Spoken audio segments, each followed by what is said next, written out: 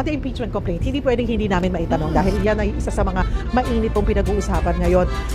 Kamustahin ko muna, ano na po ba talaga kayo ni VP Sara? Friendship Okay over na ba or kalma lang, parang tahimik muna tayo, huwag mo nang Hindi, kaibigan ko naman yun. At saka talagang tinuturing ko malaking utang na loob kay Presidente Duterte.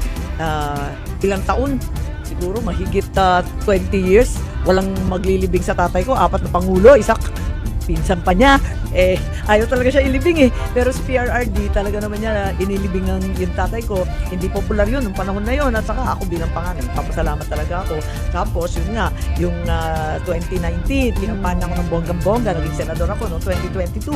Sinamahan ni VP Sara si Bongbong. Kaya nanalo sila ng todo-todo. Kaya matindi rin ang utang na loob ko sa mga Duterte. Talagang aaminin ko at mananatili yun. Kaya yun nga, yung sa impeachment, yung sa ICC, ayoko kasi ng gulo. Kaya sinabi ko, nako, lalabanan ko yan hanggang dulo. Ayoko ng ganyan Miski yung kay Bongbong, ayoko rin ng gulo. Ipagtatanggol ko yung kapatid ko kung mga destabilization, revolutionary government, ano pa ba yun, BBM resign, kung ano-anong kalokohan. Paragay ko, aksaya lang ng panahon yan at pera. Madatong yan Pagkatapos, mauubos ang lahat ng atensyon natin, hindi na tutumbukin yung presyo ng bigas, yung 60 kada kilo, makatarungan ba yan? Madadagdagan ba yan yung trabaho para sa ating mga kabataan? Abay, walang silbi yan. Dapat mag-ID solution tayo sa tunay na problema. With this, yung pong impeachment, ang sinasabi sa June na po yan. Pero sa tingin niyo po, ay ano ba to, usaping political na lang, napopolitika na lang po? Well, palagay ko, ang June talaga kami magtatampo ulit at nagtataka rin ako bakit naman pinadala sa amin gabing-gabi ng kahuli-hulihang araw ng sesyon. Samantalang pinag-uusapan na nila yung impeachment noong October 2023 pa. Tagal na yan di ba? Mainit na yung usapin na yan. Tapos final nila sa Kongreso 2 months ago, edi obviously hindi siya urgent. So hindi karapat-dapat magkaroon ng special session tulad ng sinabi nila SP Cheese Escudero. Bakit mag-urgent ngayon? Hindi naman urgent. 2023 pa yan nakatenga.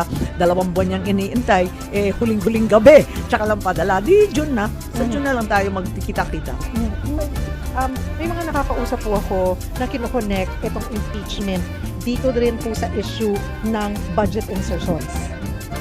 May iba sinasabi para matabunan ng budget insertions na issue, ito, ipinush ang impeachment. Meron din nagsasabi na magdududa ka sa timing nakakapunta kayo timing. It's Tulad the ng timing. sinabi ko, lumang tugtugin na yan Kung bakit last 2 minutes, biglang aryan. Pero okay lang, ang impeachment is a fundamentally political procedure. It's not simply a legal effort. So, ayun, kailangan na isipin siguro natin ano talaga makakabuti sa ating bansa. May eleksyon na, meron pang impeachment. Labis-labis na pamumulitika. Politiko ako pero nahihiya na ako sa sarili namin. Dapat talagang balikan namin yung sinumpaan naming tungkulin na sasagutin yung tunay na problema ng bansa.